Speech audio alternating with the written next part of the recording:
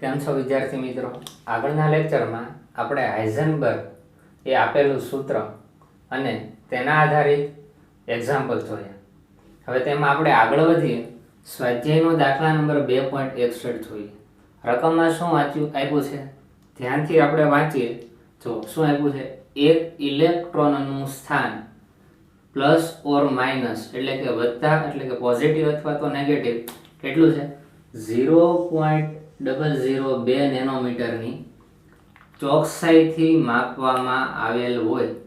આ તમને શું આપેલું છે તો કે ઇલેક્ટ્રોનના સ્થાનની અનિશ્ચિતતા આટલી છે.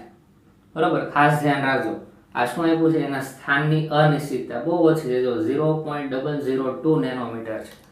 ચોકસાઈ પણ એ માપી લીધી. તો ઇલેક્ટ્રોનના વેગમાનમાં અનિશ્ચિતતા ગણો. બરાબર, શું મેળવવાનું છે, વેગમાનમાં અનિશ્ચિતતા ગણવાની છે. તો આપણે આનો આન્સર મેળવીએ. તમને આપી શું દીધું છે, સ્થાનની અનિશ્ચિતતા આપી દીધી છે ડેલ્ટા એક્સ. કેટલી આપેલી છે 0.002 નેનોમીટર. પહેલાને આપણે મીટરમાં ફેરવી નાખીએ તો શું થાય 10⁻⁹ મીટર. અને કોની વાત છે, ઇલેક્ટ્રોનની વાત છે. તો મેળવવાનું શું છે, તેના વેગમાનમાં અનિશ્ચિતતા શું હોય. તો હાઇઝનબર્ગે જે સૂત્ર આપ્યું એ શું હતું તો કે સ્થાનમાં અનિશ્ચિતતા અને વેગમાનમાં અનિશ્ચિતતા એનો ગુણાકાર શું હોય h/4πz. હવે તો આનો આન્સર મળી જશે. જો તમારે મેળવવાનું છે ડેલ્ટા પી, તો ડેલ્ટા પી ને સૂત્રનો કરતા બનાવો તો ડેલ્ટા પી તો ડેલ્ટા એક્સ હશે આના છેદમાં જશે એટલે h/4π ઇન્ટુ ડેલ્ટા એક્સ. તો બધી વેલ્યુ આપણે મૂકી દઈએ. h એટલે પ્લાન્ક અચળાંક 6.626 ગુણ્યા 10⁻34 જૂલ ઇન્ટુ સેકન્ડ થાય છેદમાં 4. પાઈની વેલ્યુ ખબર હોવી જોઈએ. હું લખી નાખું છું પાઈ શું હોય 3.14. તો ગુણ્યા શું થાય પાઈની વેલ્યુ 3.14 ગુણ્યા ડેલ્ટા એક્સ. ડેલ્ટા એક્સની વેલ્યુ કેટલી છે 0.002 ગુણ્યા 10⁻⁹ મીટર. બરોબર, તો જો શું મળશે આનો આન્સર તે આપણે જોઈએ.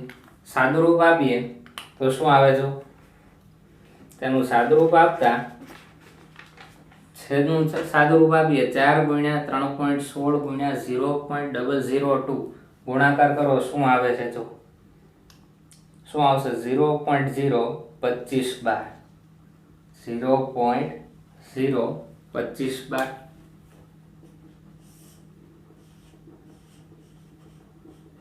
ગુણ્યા 10 ની કેટલી ઘાત છે -9 મીટર તો છે. ઉપર જે વેલ્યુ છે એમને મૂકી દઈએ 6.626 ગુણ્યા 10⁻⁴ જૂલ બરાબર શું લખાય, જૂલ બરાબર કિલોગ્રામ મીટર સ્ક્વેર સેકન્ડ -2 લખાય. તો જૂલની જગ્યાએ હું મૂકી દઉં છું kilogram metre square second -2 into second. તો સેકન્ડ મૂકી દઈએ. બરોબર, અહીંયાથી મીટર જશે, અહીંયા સ્ક્વેર છે એમાંથી એક મીટર જશે. એકમ શું આવે કિલોગ્રામ ઇન્ટુ મીટર સેકન્ડ -2. અહીંયા કાંઈ નથી એટલે +1 -2 +1 એટલે -1 સેકન્ડ થઈ જશે. 6.626 ભાગ્યા 0.025 બાર કરો શું આન્સર આવે છે. તો જુઓ તો એમાં આન્સર આવશે 263.77. શું આવશે 263.77 ગુણ્યા 10⁻⁴ 9 ઘાત ઉપર જાય એટલે +9 થાય એટલે ઘાત થઈ જશે 10⁻25. કેટલી થશે 10⁻25. એકમ લખીએ kilogram into metre into second inverse. તો તમને આ ક્વેશ્ચનનો આન્સર મળી ગયો કે વેગમાનમાં થતી અનિશ્ચિતતા કંઈક આટલી છે. બરોબર, વેગમાનની અનિશ્ચિતતા ગણો એવો ક્વેશ્ચન પૂછ્યો હતો તો આપણે મેળવી લીધો. પણ હજી ક્વેશ્ચન કમ્પ્લીટ થયો નથી. બીજું અંદર શું કીધું છે જો તો ધારો કે ઇલેક્ટ્રોનનું વેગમાન h/4π એમ છે સ્મોલમાં છે. બરોબર, એમ નો લખો તો પણ વાંધો નહીં. 4π ગુણ્યા 0.05 નેનોમીટર હોય તો આ મૂલ્ય વ્યાખ્યાયિત કરવામાં કોઈ મુશ્કેલી થશે? એવો ક્વેશ્ચન પૂછેલો છે. ઇલેક્ટ્રોનનું વેગમાન આપેલું છે. જો આપણે છેલ્લો આન્સર રાખીએ, બીજું બધું જવા દઈએ. શું પૂછેલું છે? ઇલેક્ટ્રોનનો વેગમાન. અહીંયા તમને આપી દીધેલું છે. જો ઇલેક્ટ્રોનનો વેગમાન, વેગમાન એટલે આપણે શું બોલીએ છીએ? પી. શું લખાય? h/4π into 0.0005 નેનોમીટર છે. નેનોમીટરને આપણે મીટરમાં ફેરવી દઈએ 10⁻⁹ મીટર છે. બધી વેલ્યુ આપણે મૂકી દઈએ. જો h ની વેલ્યુ 6.626 ગુણ્યા 10⁻34. જૂલની જગ્યાએ હું ડાયરેક્ટ લખું છું kilogram metre square second -2 into શું આવશે? સેકન્ડ. 4 ગુણ્યા પાય. પાય એટલે 3.14. 4 ગુણ્યા 3.14 ગુણ્યા 0.05 ગુણ્યા 10⁻⁹ મીટર. અહીંયાથી મીટર એક કેન્સલ થાય, છેદમાંથી એક મીટર કેન્સલ થાય. આનું સાદુરૂપ આપીએ, આન્સર આવે 10.55 ગુણ્યા 10⁻⁻25. શું આવશે? 10.55 ગુણ્યા 10⁻⁻25. એકમ શું આવશે? Kilogram metre second -1. બરોબર. તો ઇલેક્ટ્રોનનું સાચું વેગમાન આ છે. બરોબર. અને અહીંયા જે આપણને મળે છે એ તેના વેગમાનમાં શું મળે છે? અનિશ્ચિતતા મળે છે. એક કામ કરીએ, આ બે પછી પોઈન્ટ લાવવાનો પ્રયત્ન કરીએ. શું થાય? તો કે 2.63 ગુણ્યા ડાબી બાજુ 2 પોઈન્ટ આગળ ખસ્યા 1 અને 2, તો 2 ઘાતનો વધારો થાય. -25 ની જગ્યાએ -23 થઈ જાય. Kilogram metre into second inverse થાય. આ વેગમાનની અનિશ્ચિતતા છે. અને વેગમાન કેટલું હોવું જોઈએ? આટલું હોવું જોઈએ. તો જુઓ તમે, અહીં આપણે પોઈન્ટ ખસેડી નાખીએ, આને આગળ લઈ લઈએ તો વેગમાન કેટલું થશે? 1.055 ગુણ્યા 10⁻24 kilogram into metre into second inverse. તો આ બંનેની આપણે કમ્પેરિઝન કરીએ તો ઇલેક્ટ્રોનનો આ શું છે? વેગમાન. અને આ શું છે? તેના વેગમાનની અનિશ્ચિતતા. તો આમાંથી કઈ કિંમત નાની છે? તો તમે કહેશો કે અહીંયા 10⁻⁻24 છે એટલે આ કિંમત નાની છે. બરોબર. જ્યારે અનિશ્ચિતતા વધી ગઈ, જો અનિશ્ચિતતા -23 છે, જે મોટી કિંમત થાય ને, -24 કરતા -23 મોટી કિંમત છે. તો આ વ્યાખ્યાયિત કરવામાં કોઈ મુશ્કેલી થાય તો આપણે આ કહી શકાય કે રિયલ જે વેગમાન છે એની કિંમત ખૂબ ઓછી છે, જ્યારે તેમાં રહેલી અનિશ્ચિતતા છે કેવી છે? વધારે જોવા મળે છે, જેના કારણે આ મૂલ્યને વ્યાખ્યાયિત કરવામાં મુશ્કેલી થાય છે. બરોબર. તો એ ક્વેશ્ચન ફરી વખત આ જોઈ લો અને મોઢે ગણવાનો પ્રયત્ન કરો. હવે આપણે આગળ વધીએ. સ્વાધ્યાયનો દાખલા નંબર 2.20 શું કહે છે? જો 2.05 ગુણ્યા 10⁷ મીટર પ્રતિ સેકન્ડના વેગથી ઘૂમતા ઇલેક્ટ્રોનની તરંગ લંબાઈ મેળવો. અહીંયા આપણને રકમમાં શું આપી દીધેલું છે? વેગ આપેલો છે. બરોબર. મેળવવાનું શું કીધું છે? તરંગ લંબાઈ મેળવવાની કીધી છે. સાવ ઈઝી ક્વેશ્ચન છે. જો રકમમાં આપણને વેગ આપી દીધો, v કેટલો છે? 2.05 ગુણ્યા 10⁷ મીટર સેકન્ડ ઇનવર્સને છેદમાં લખો એટલે પ્રતિ સેકન્ડ લખાય ને. ઘૂમતા ઇલેક્ટ્રોનની તરંગ લંબાઈ ખાલી જગ્યા હોય તો આપણી પાસે ધ બ્રોગલીએ આપેલું સૂત્ર છે લેમ્બડા શું લખાય? h/mv. તો લેમ્બડાની વેલ્યુ મેળવવાની છે. h ની વેલ્યુ તો ફિક્સ હોય, એમ તમને ખબર હોવો જોઈએ. m ની વેલ્યુ કેટલી હોય? તો કે ઇલેક્ટ્રોનનું દળ 9.1 ગુણ્યા 10⁻31 કિલોગ્રામ. તો કાંઈ નથી આ ક્વેશ્ચનમાં, સાવ ઈઝી છે. 6.626 ગુણ્યા 10⁻34 joule into second mass of electron 9.1 ગુણ્યા 10⁻³ કિલોગ્રામ ઇન્ટુ ઇલેક્ટ્રોનનો વેગ 2.05 ગુણ્યા 10⁷ મીટર પ્રતિ સેકન્ડ. હવે જો અહીંયા શું થશે, આનું સાદુરૂપ આપો પહેલા. 6.626 ગુણ્યા 10⁻34 9.1 ગુણ્યા 2.05 કરો. શું આવે છે એનું સાદુરૂપ? જો 0.3551 ગુણ્યા 10⁻10 0.3551 ગુણ્યા 10⁻10 ઘાત.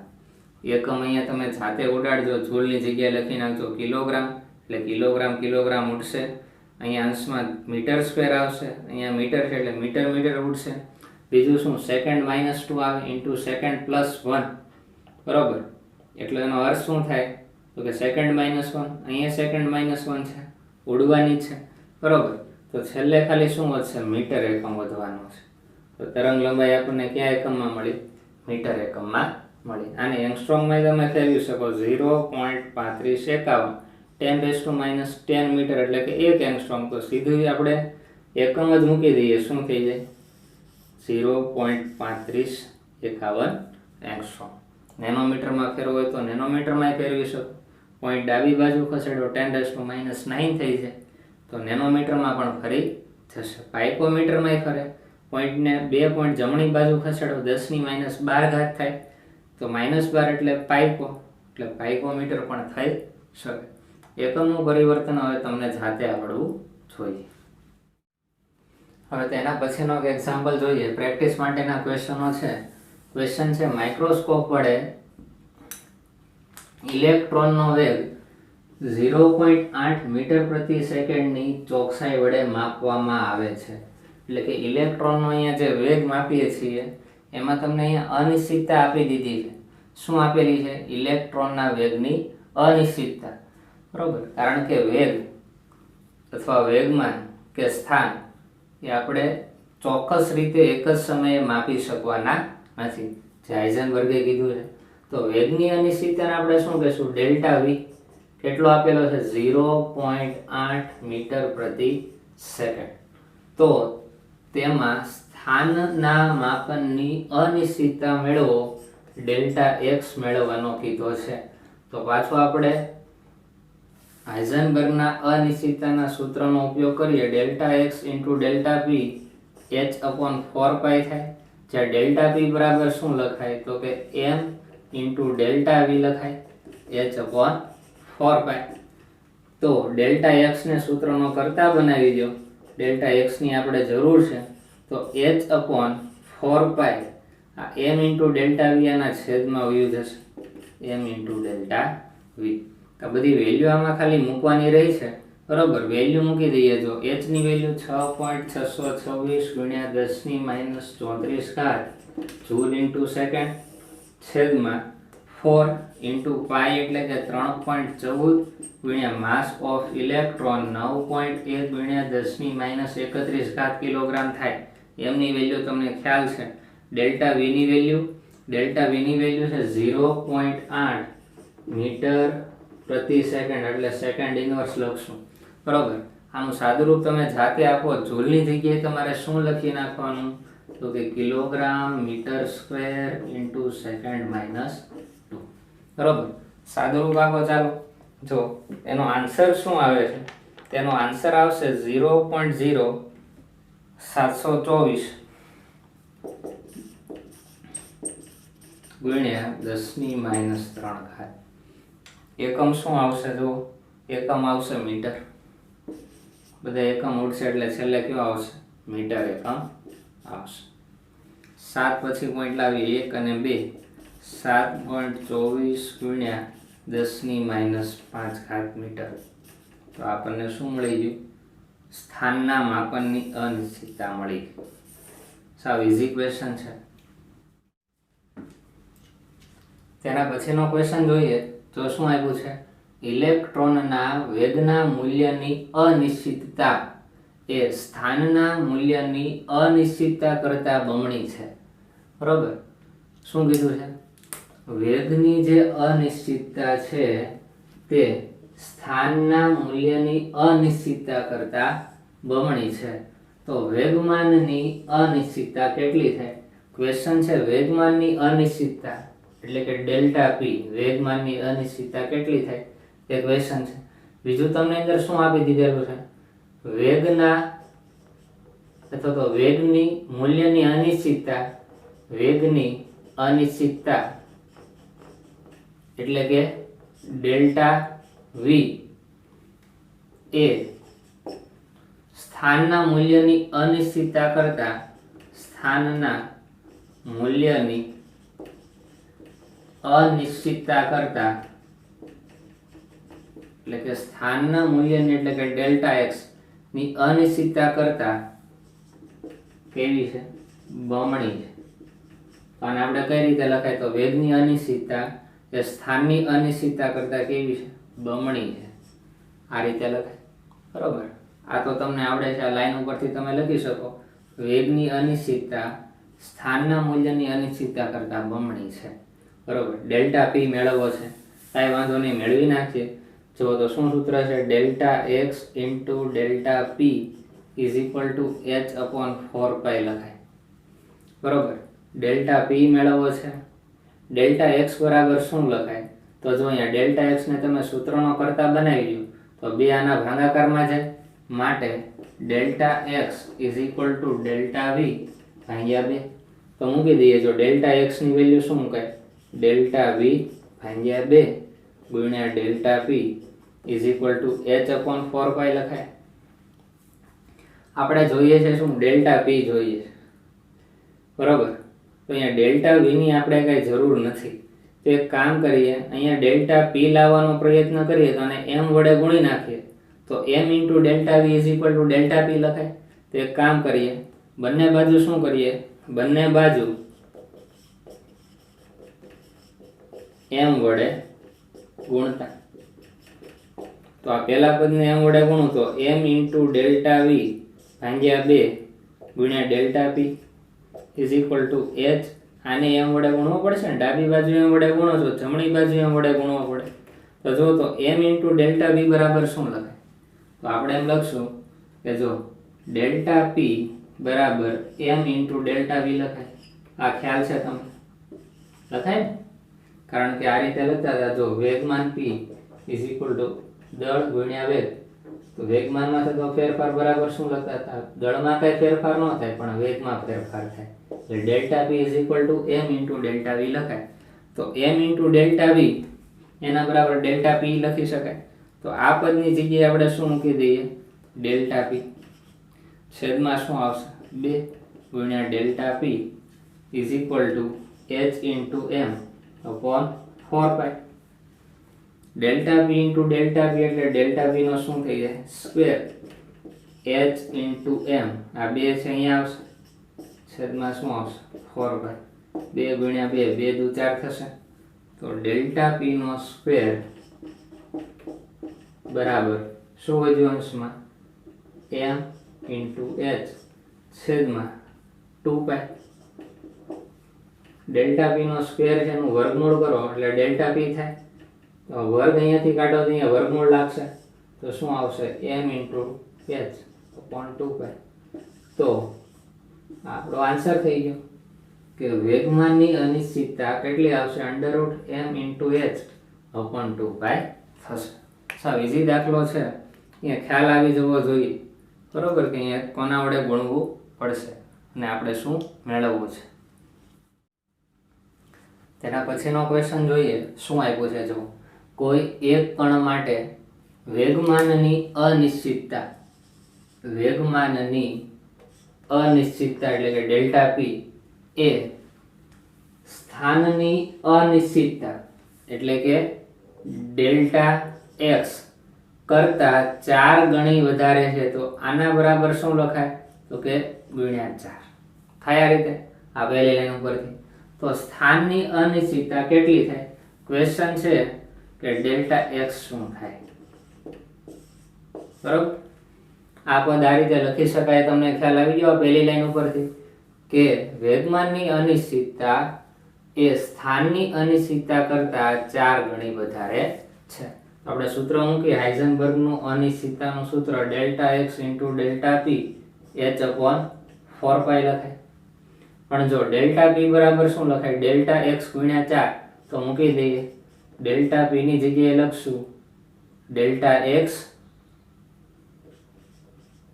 ઇન્ટુ 4 h અપોન 4 પાઈ. ડેલ્ટા એક્સ ગુણ્યા ડેલ્ટા એક્સ એટલે ડેલ્ટા એક્સ નો શું થાય? વર્ગ. 4 હશે આના છેદમાં આવે એ જ ભાગ્યા 4 ગુણ્યા 4 એટલે 16 ગુણ્યા પાઈ. એક કામ કરીએ, આ સાઈડ થી વર્ગ કાઢીએ તો આ સાઈડ શું આવી જશે? વર્ગમૂળ. તો અહીંયા વર્ગમૂળ લઈ લઈએ તો શું થાય? h ભાગ્યા 16 ઇન્ટુ પાઈ. તો શું આવે આન્સર? જો 16 નું વર્ગમૂળ શું થાય? 4. તો 12 નીકળી જશે 1/4. વર્ગમૂળમાં વધુ શું? h ભાગ્યા પાઈ. તો ડેલ્ટા એક્સ ની વેલ્યુ મળી ગઈ 1/4 અંડર રૂટ h અપોન પાઈ. સાવ ઇઝી ક્વેશ્ચન છે, બરોબર? તમને ખ્યાલ આવી જવો જોઈએ. આના પછીનો આપણે ક્વેશ્ચન જોઈએ. આના પછીનો ક્વેશ્ચન કંઈક એવો છે કે કોઈ એક કણ માટે વેગમાનની અનિશ્ચિતતા એ સ્થાનની અનિશ્ચિતતા કરતા 4 ગણી છે, બરોબર? આ તો સેમ જ છે. તો વેગની અનિશ્ચિતતા કેટલી થાય? બરોબર, ક્વેશ્ચન અહીંયા ચેન્જ કર્યો કે સ્થાનની અનિશ્ચિતતાની જગ્યાએ વેગની અનિશ્ચિતતા કેટલી થાય એટલે કે ડેલ્ટા v મેળવવાનો છે. સાથે પ્રયત્ન કરો તો પછી આપણે ગણવાનો પ્રયત્ન કરશું, બરોબર? આ એક લાઈન તો સેમ જ રહેશે ને ઉપરની. હવે કેમ કે એક લાઈનમાં તો કઈ ઉપરમાં ચેન્જ કર્યો નથી. શું છે? તો કે વેગમાનની અનિશ્ચિતતા સ્થાનની અનિશ્ચિતતા કરતા 4 ગણી વધારે છે, બરોબર? તો હવે આપણે વેગની અનિશ્ચિતતા મેળવવાની છે. તો મેળવી નાખીએ. જો સૂત્ર શું થશે? જો સૂત્ર આ રીતે થશે કે delta x into delta P is equal two h upon 4 પાઈ. મેળવવાનું શું છે? ડેલ્ટા v મેળવવાનો છે. તો ડેલ્ટા પી ની જગ્યાએ આપણે શું મૂકવું પડશે? પહેલા m ઇન્ટુ ડેલ્ટા v મૂકશું એટલે શું થાય? ડેલ્ટા એક્સ ડેલ્ટા પી બરાબર શું થાય? m into delta v is equal two h upon 4 પાઈ. બરોબર? હજી આપણે આગળ વધીએ. જો ડેલ્ટા એક્સ બરાબર શું લખાય? તો કે ડેલ્ટા પી ભાગ્યા 4 અહીંયા લખી શકાય ને, બરોબર? અહીંયા શું લખાય? ડેલ્ટા પી ભાગ્યા 4. માટે અહીંયા શું લખશું? ડેલ્ટા એક્સ બરાબર ડેલ્ટા પી ભાગ્યા 4 લખાય. અને સૂત્રનો કરતા બનાવો તો ડેલ્ટા એક્સ ની વેલ્યુ શું થાય? ડેલ્ટા પી ભાગ્યા 4. આ m નાના છેદમાં લઈ જાય. ડેલ્ટા પી અહીંયા રાખું છું h અપોન 4 પાઈ ઇન્ટુ m, બરોબર? હવે જો ડેલ્ટા પી બરાબર શું લખાય? ડેલ્ટા પી બરાબર થાય m ઇન્ટુ ડેલ્ટા v ભાગ્યા 4 ગુણ્યા delta v is equal two h upon 4 pi m. Delta v ગુણ્યા ડેલ્ટા v એટલે ડેલ્ટા v નો શું થઈ જાય? સ્ક્વેર. આ 4 છે અહીંયા ઉપર જ આવશે તો 4 ઇન્ટુ h છેદમાં 4 પાઈ. આ m થી અંશમાં છે, અહીંયા આવશે એટલે છેદમાં એટલાનો ગુણાકાર થાય, n સ્ક્વેર થઈ જાય. તો ડેલ્ટા v સ્ક્વેર આપણને મળી ગયો. એના ઉપરથી હવે ડેલ્ટા v તો ઇઝીલી મેળવી શકાય કે અહીંયા વર્ગ છે એને કાઢવો તો આ સાઈડ શું કરવું પડે? વર્ગમૂળ. અહીંયાથી 4 તો ઉડશે તો વધ્યું શું? અંડર રૂટ h અપોન પાઈ ઇન્ટુ m સ્ક્વેર, બરોબર? તો વેગની અનિશ્ચિતતા આ રીતે મેળવી શકાય. હજી આ 1/m સ્ક્વેર છે એનું વર્ગમૂળ શું થઈ જાય? 1/m. વધે શું? h અપોન પાઈ. આ શું મળી ગયું? વેગની અનિશ્ચિતતા મળી ગઈ. તો આ રીતે તમને વેગની અનિશ્ચિતતા, સ્થાનની અનિશ્ચિતતા અને વેગમાનની અનિશ્ચિતતા પૂછી શકે. તો તમને મેથડ ખબર હોવી જોઈએ.